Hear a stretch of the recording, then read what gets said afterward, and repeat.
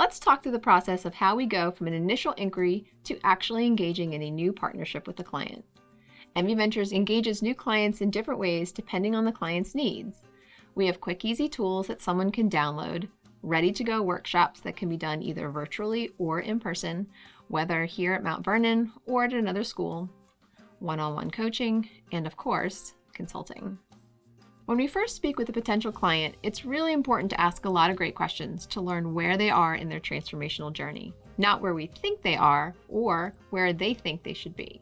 Most of the time, they aren't trying to be another Mount Vernon. Rather, they're inspired by us and are looking to incorporate components of what we do and who we are. Usually, we have at least 2 people on the call with a new client, with preferably at least one of us as an expert in the area that the consulting might focus on. We ask a ton of questions and make sure we understand what they're looking for and try and understand their school, their culture, and their needs before ending the meeting. After the initial call, we will meet as a team to make sure that we are all aligned and agree on what the client is looking for. Then we brainstorm possible ways to support the client on their journey. Once we've landed on our first prototype for what a consulting partnership might look like, we create a detailed proposal, outline the various components of the project, and then share with the client. Once they've had time to review it, we schedule a follow-up meeting to make sure we've actually heard what they needed and see what questions they might have on the proposal. Most of the time, we get it right and that they're excited about the whole project or choose components to start with. Sometimes, like any good design thinking project, we get feedback on our prototype and need to iterate and then resubmit. There are different aspects of consulting and coaching that need to be remembered when creating the best way to approach a new partnership. And it's up to us to remind the client of these as we explain why we are suggesting a certain approach. For example, one of the laws of change says that as soon as you try something new, you will get resistance. Maybe starting with a small team of early adopters at your school is more advantageous than trying to change the entire system at the same time.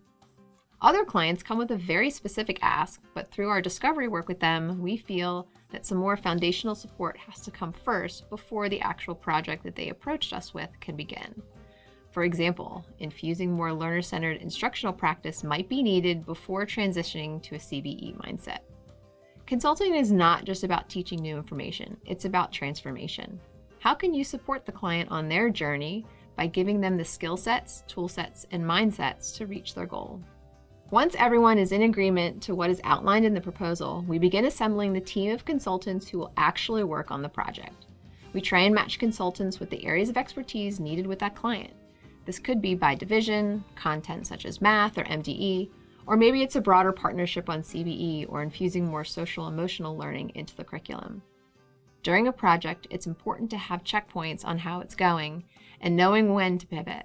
As consultants, it's our job to share with the client our recommendations and observations, and if we feel that we need to add or iterate on the original plan. Last year, for example, we embarked on a year-long partnership to support teachers to infuse design thinking into lesson plans that they were building. After beginning the work, we realized that most of the teachers that were hired did not have a teaching background and didn't know how to even create a unit plan in the first place. We had to pivot and add some additional sessions to the partnership to make sure the teachers had the support they needed.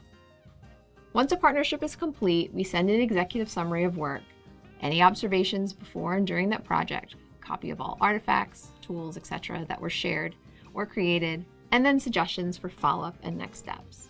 This is a responsibility of the consultants on the project to complete and can sometimes lead to continued work that emerge during the engagement.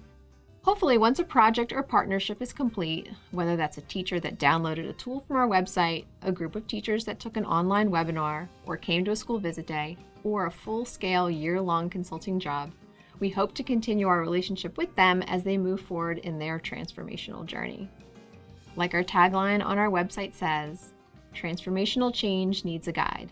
We can help."